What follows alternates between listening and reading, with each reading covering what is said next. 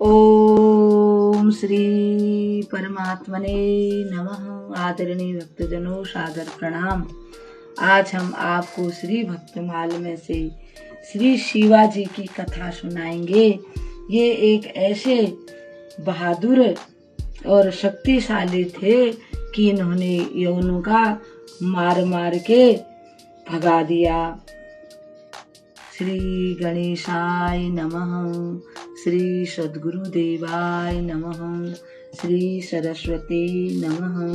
भक्तजनों, नाभाजी महाराज वर्णन करते हैं कि एक बार अन्यायी मलेच्छ यानी कि मुसलमान अजीज खान ने द्वारिकापुरी में आग लगा दी। तब रणछोड़ राय श्री द्वारिकाधीश ने सागन के पुत्र शिवा को पुकारा।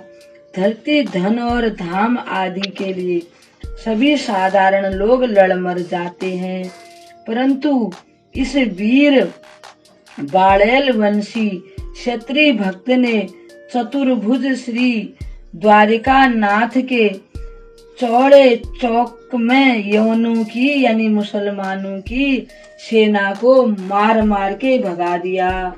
सबका विध्वंस कर अपने तन, मन और प्राणों को भी न्यौछावर कर दिया।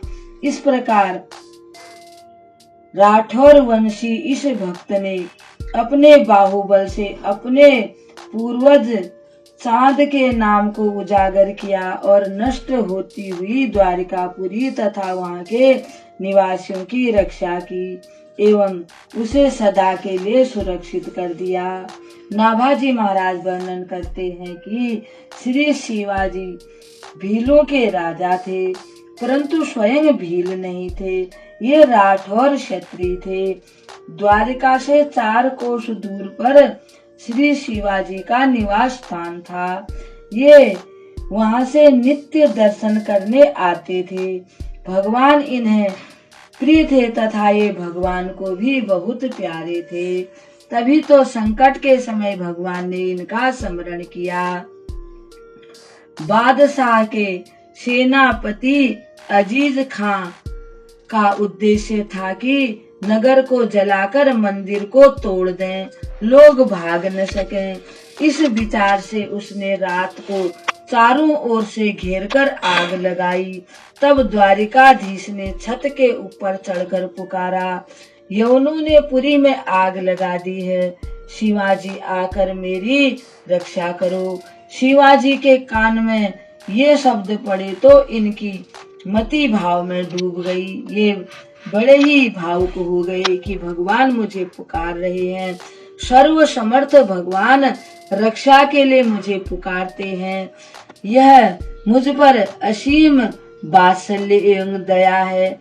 प्रेमाकुल शिवा ने भी अपनी छत पर चढ़कर नगाड़ा बजाया, जिसे सुनते ही इनके सैनिक घुड़सवार आ गए। उन्हें लेकर द्वारिका पहुंच गए।